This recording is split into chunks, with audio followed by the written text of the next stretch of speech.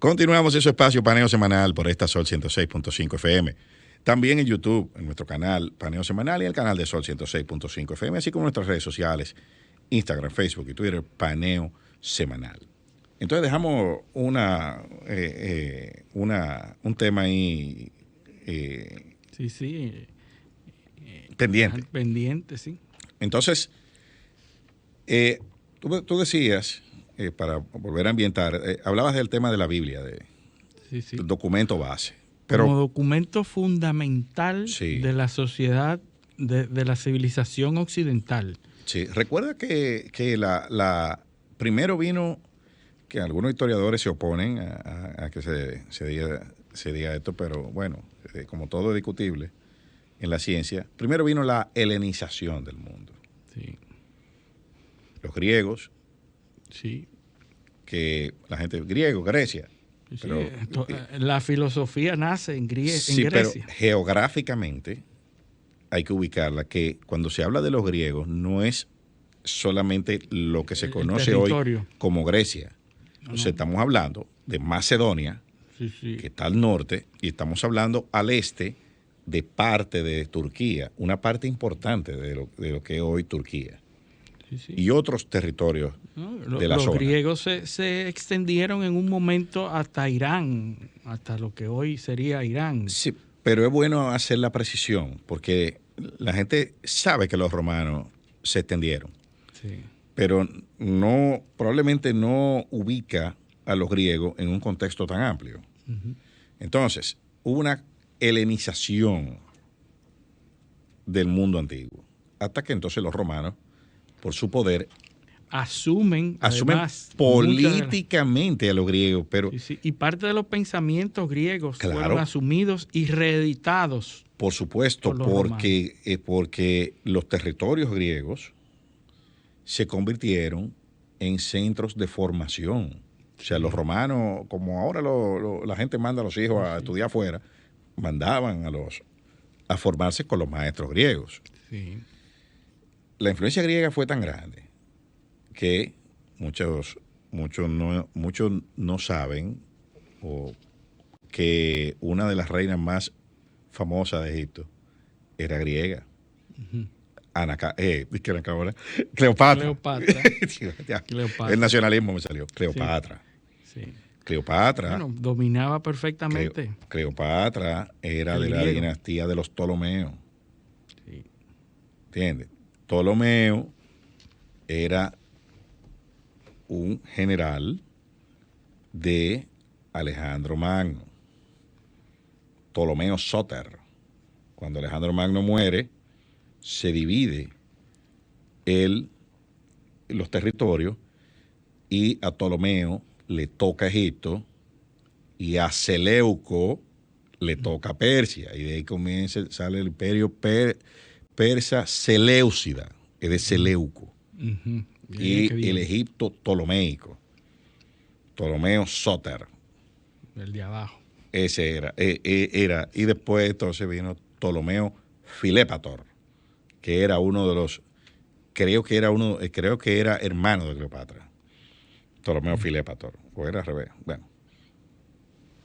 Cleopatra era Cleopatra VII, que tampoco, porque en Macedonia habían otras Cleopatras. Sí, no, es la que conocimos por su relación con Marco Antonio. Exactamente. Pero eso es para que tú veas cómo la helenización del mundo, la cultura dominante se impone. Sí. Era el dominio cultural que se conjugaba con circunstancias políticas. Y en esa helenización que tú has conversado, porque el idioma griego era el segundo más hablado, claro, uno de los primeros o segundos. Estaban ahí en términos del lenguaje que se hablaba, del idioma. En esa corriente de helenización es que se incorporan los valores. O sea, es una mezcla helénicos de filosofía del helenismo que comienza a adoptar valores morales, éticos, y entonces eso se mezcla después cuando el Imperio Romano entra en la postrimería con el cristianismo. Claro, porque el helenismo jugó un papel fundamental en el cristianismo, en la concepción y en la formación del cristianismo, que era una corriente nueva, muy diferente o en cierta medida diferente de lo judaico. Era, aunque tiene los mismos antecedentes judaicos, el cristianismo se forma y se conforma con ideas helenistas, con ideas filosóficas, ideas donde Platón, Aristóteles influenciaron muchísimo la concepción de lo que hoy conocemos como cristianismo. Todas esas ideas eran helenistas, porque el Nuevo Testamento fue concebido en su mayoría en idioma griego. O sea, los conceptos se fundamentaron en griego. Esas ideas abstractas que no eran judaicas, porque hay que decir que los judíos eran la gente más pragmáticas y llanas. Es decir, el concepto del blanco y el negro podía fácilmente formar parte de una idea judaica, una idea judía, pero los tonos de grises no eran comunes en los judíos. Los judíos eran muy, esto es así, así, así. Cuadrado. O sea, eran cuadrados en eso. Por eso las reglas y la Torá y las reglas de los judíos eran claras y precisas. Pero con el cristianismo llega una idea filosófica y una idea abstracta que no era común de los judíos. Los judíos eran una cosa u otra. Sí, muy literales. Eran literales. Ahora, el cristianismo se enriquece con las ideas abstractas y filosóficas de los griegos. Y recuerda también que hubo un proceso de borrado cultural, sí, en el cual se inscribe uno de los crímenes culturales más grandes que se ha dado en la historia de la humanidad, que es la destrucción de la Biblioteca de Alejandría, sí, que probablemente tuvo sus motivaciones en borrar la parte de la parte judía. La información, no, porque lo que sobrevive es la Biblia de los 33. Sí. O sea, meten 33 traductores. Sí, la Septuagesima. Tradúceme todo eso y lo otro quémalo. Sí. ¿Entiendes? Sí, bueno, hay muchas. O destrúyelo, o sea, o desaparécelo, o espárcelo. Sí, sí, sí. ¿Entiendes? Pero el sistema de creencias del ser humano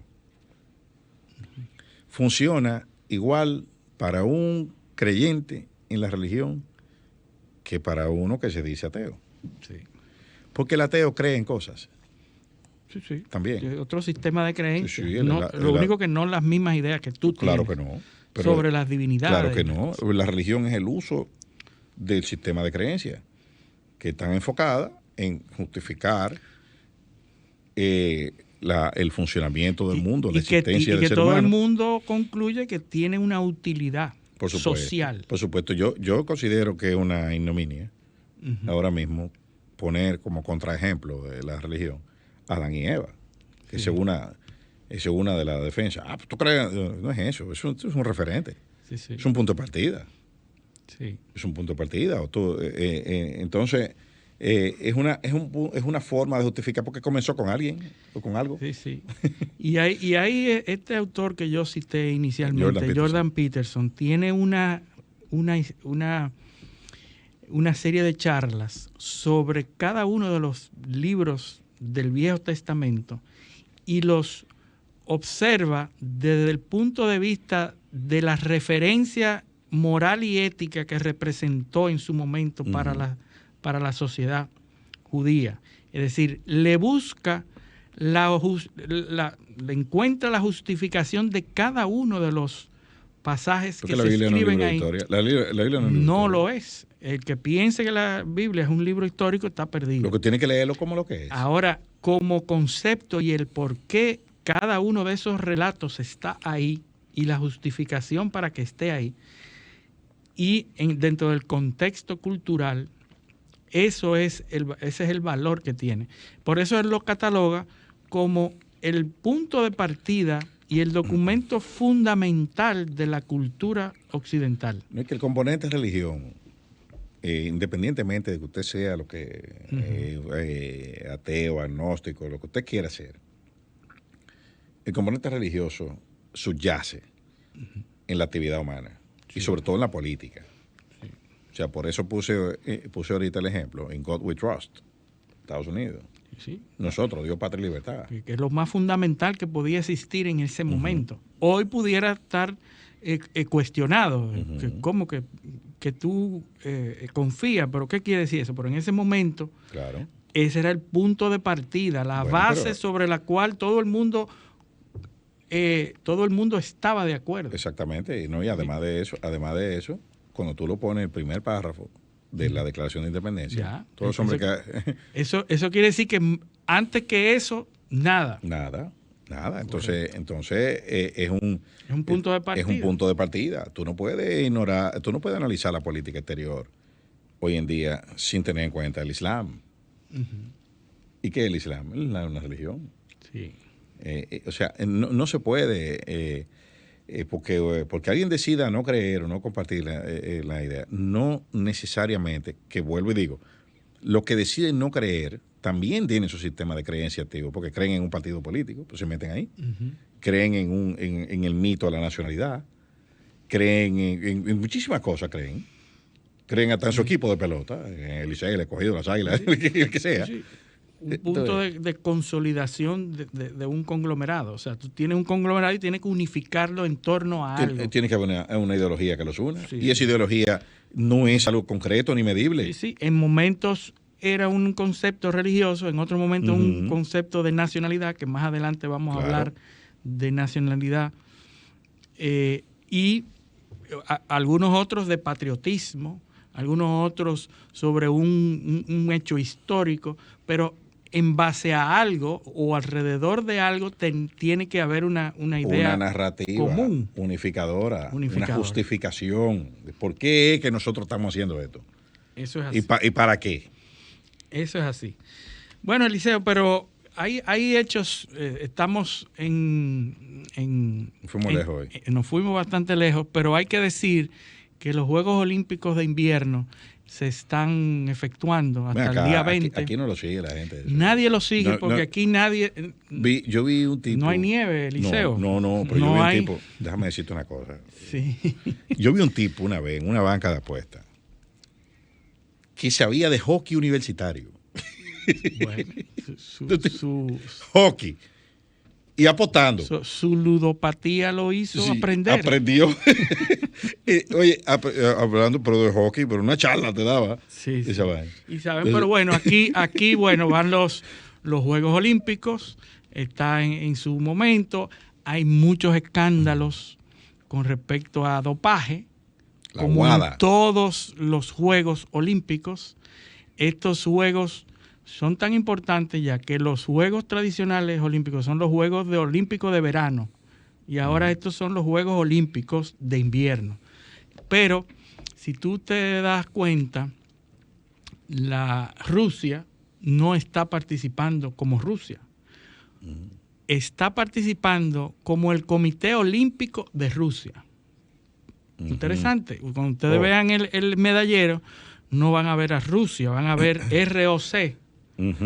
Que es el Comité Olímpico de Rusia. ¿Por qué? ¿Y eso? Porque durante los Juegos pasados tuvieron tantas infracciones que lo sancionaron como país y precisamente fueron sancionados por el asunto del dopaje que se encontró. O sea que ahí había un encargado de un químico, doctor de la delegación rusa, que luego abdicó y se fue a Estados Unidos y ahora está conversando, está hablando. Ahí es un reportaje del New York Times que habla de este señor Rodchenkov. Rodchenkov era el médico encargado de la delegación rusa que le hacía sus vitaminas, sus energéticos y tu cosa. Y él desarrolló un método de dopaje con unas medicinas específicas que las ligaba con whisky, con Chivas Regal, con whisky Chivas para los hombres y martini para las mujeres. Y entonces él ligaba 1 milímetro de cada uno. Y él descubrió, porque él era químico, él sabía perfectamente que dándole esas sustancias de mejoramiento de las condiciones, si las ligaba con alcohol, el rastro se podía obtener en menor tiempo, es decir, se desaparecía más rápido el rastro. Entonces, una medicina que se ingiriera de manera regular podía durar en el cuerpo humano unos 2 o 3 días el rastro, con lo cual los medidores de ese tipo de sustancias que se hacen con la orina, que te ponen a orinar, eso es un proceso normal de todos los juegos estructurados.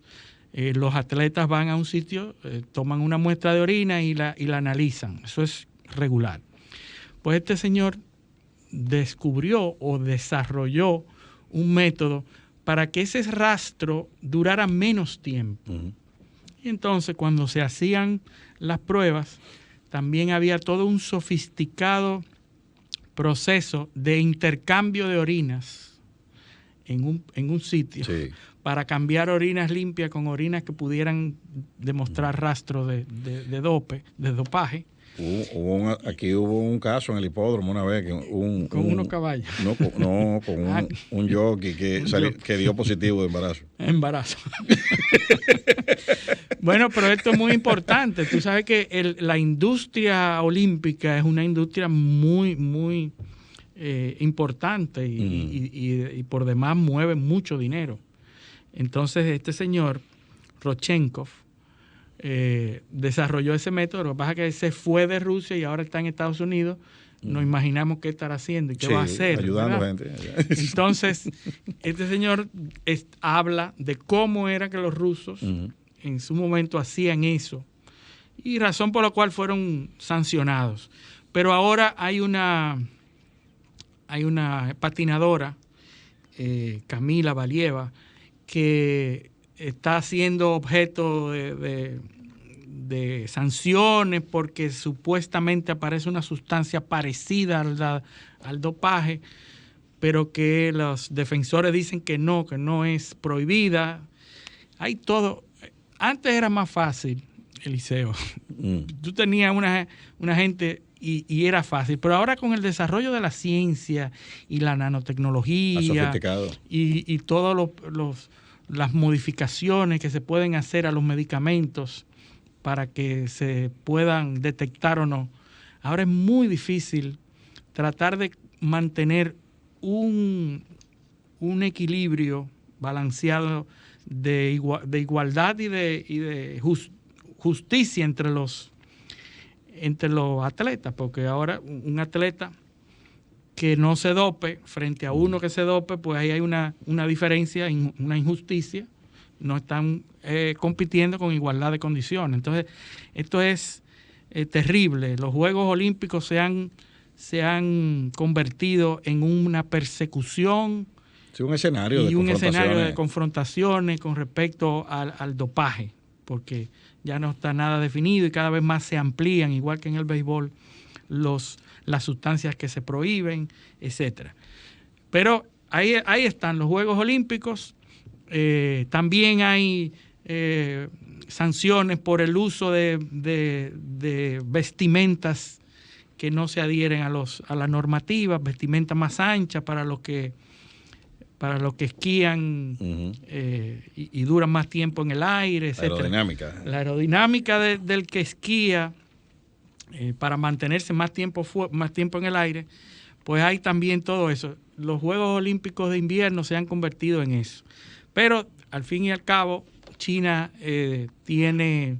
está teniendo éxito, han podido controlar el COVID, la burbuja en donde se desarrollan está funcionando, no hay casos graves. Estados Unidos, que desde el principio dijo que lo iba a vetar, que iba a sancionar, que no iba a participar, o está participando de manera exitosa, y ahí están los Juegos Olímpicos. ¿Y el problema de Canadá? ¿Cómo está eso? Bueno, Canadá tiene, con respecto al COVID, la gente está cansada de las restricciones, y entonces hay una corriente en todo el Canadá a favor de la libertad, porque ese es el grito que se está hablando, la libertad, y se está participando en actividades de protestas a favor de la libertad. ¿Y la libertad cuál es? La libertad de no tener que usar máscara, de no tener que vacunarse, de no tener que pasar por restricciones, etcétera. Bueno, muchos grupos que han estado protestando, pero hay uno que lo ha hecho con mayor eficiencia, que es el grupo de los camioneros. El grupo de los camioneros parquean los camiones en las más importantes avenidas y trancan y obligan entonces al gobierno a oír demandas. Y entonces hay todo un andamiaje, ya tiene una semana y pico, que esos camioneros que normalmente hacen las rutas de comercio entre Estados Unidos y Canadá, pues esos camioneros están plantados a favor de que se eliminen las restricciones del COVID. Porque lo que sucede es que se ordenó una vacunación obligatoria para los camioneros que cruzaban la frontera hacia los Estados Unidos. Hacia los Estados Unidos, correcto. Entonces, eso trajo rechazo de esos camioneros y han iniciado unos movimientos de protesta bloqueando los pasos fronterizos. Las principales avenidas por donde pasa el comercio desde Ontario a Estados Unidos, y ahí están bloqueando, pero no solamente bloquean, Eliseo, produciendo pérdidas millonarias. Claro. También se parquean y comienzan a tocar las bocinas. Y entonces todos los alrededores están desesperados. Hay puentes, hay casos de puentes fronterizos, por los cuales pasan mercancía entre 300 y 400 millones de dólares por día. Por día, correcto. Y todos esos puentes muy importante, ahora mismo están bloqueados, pero ya hay, bueno, ¿cómo está respondiendo el Estado? El Canadá está respondiendo bloqueando los recursos que les llegan, porque esos camioneros tienen asociaciones y hacen campañas para recaudar dinero. El que esté de acuerdo con los camioneros, pues se mete en GoFundMe y se mete en la campaña y aporta dinero. Sí. Y como la sociedad está polarizada completamente entre dos vertientes, los a favor y los en contra de la vacunación y de las normativas del COVID, porque increíblemente hay una gran cantidad de personas en contra de la obligatoriedad de las vacunas y la obligatoriedad de presentar las pruebas. Yo te conté que en Italia hay un sistema que se llama el Super Green Pass, que es como la tarjeta de vacunación, pero que es electrónica. Donde quiera que tú vas, hay en los celulares de la gente, de los empleados de los restaurantes, las tiendas, en los trenes, donde a cualquier sitio, en los hoteles, donde quiera que tú vas, tú llegas, lo primero, saludo, Green Pass. Usted presenta con su celular, ellos lo leen con la cámara del celular y ahí sale verde. Entonces usted entra. Ahí están todos los datos de la vacuna suya. Cuánta vacuna usted tiene, cuándo se la pusieron, todo, ¿verdad? Sí. Bien, usted no se quiere vacunar, no hay problema. Pero tiene que presentar pruebas. Exacto. Usted va a la farmacia de la esquina, cualquiera, que hay miles de farmacias, entonces usted decide, opta por los dos tipos de pruebas que hay. Sí. PCR o prueba de antígeno. Si usted se hace una prueba de antígeno, le sale negativa, en la farmacia alimentan con los datos. El sistema, y el sistema su Super Green Pass ya vuelve le genera un Super Green Pass por 48 horas. Sí. Entonces usted tiene vida otra vez, 48 horas. A las 48 horas se cae. Si usted se decide hacer una prueba PCR, el Green Pass le dura 72 horas. Entonces, No hay problema. Usted hay que mantenerse en eso. Mira, yo vi un caso allá en Milán. Un señor que me comentó, me dice, yo soy veterano de guerra. Estuve en Yugoslavia. Era de la fuerza de paracaidistas italianos. Que fueron a una misión en el conflicto yugoslavo. Y los Balcanes. Y lo desplegaron detrás de la línea enemiga, los paracaidistas infiltrados. Y entró y parece que se perdió de la unidad de donde él estaba. O se separó. Yo tuve 21 días caminando en la costa hasta que llegué al punto, porque ellos lo entrenan y le dicen, si usted se pierde, ahí vaya a tal sitio que ahí lo recogen. Entonces, bueno, él duró más o menos 21 días, según me dijo él, para llegar al lugar. Pero ¿qué pasa? Que en ese proceso contrajo SARS en ese momento. Lo rescataron, lo llevaron. SARS-1, porque SARS-2. Lo llevaron a un hospital militar, se curó. Pero ¿qué sucede? Que su cuerpo desarrolló una respuesta, una carga de anticuerpos, que si le ponen una vacuna de las de ahora, se produce un desequilibrio de su sistema de defensa y se puede morir. Se puede morir. Entonces ese señor no se puede vacunar. Entonces, lo digo porque fue un caso que nosotros estudiamos ese caso. Él no se podía vacunar. Tiene un derecho adquirido diferente. Pero él tiene derecho a hacer su vida normal. Pero entonces le dan un Green Pass. De 72 horas. Pass por 72. O sea, no entra dentro de una excepción médica. Exacto. La norma no contempla eso. Entonces ahí es que viene el gran problema de esto. Porque hay muchos casos específicos. Sí. ¿Entiendes? O sea, y la otra cosa es que, ¿qué es lo que ha enseñado esta crisis? Que muchos sistemas legales, constitucionales sobre todo, están preparados para unos tipos de emergencia muy distintas al que se produjo ahora. ¿Desde qué está concebido un estado de emergencia? Desde la guerra. Sí. O sea, la mayoría de los estados de emergencia son guerras y desastres naturales. Entonces, una pandemia es un desastre natural. Sí. Es como un terremoto.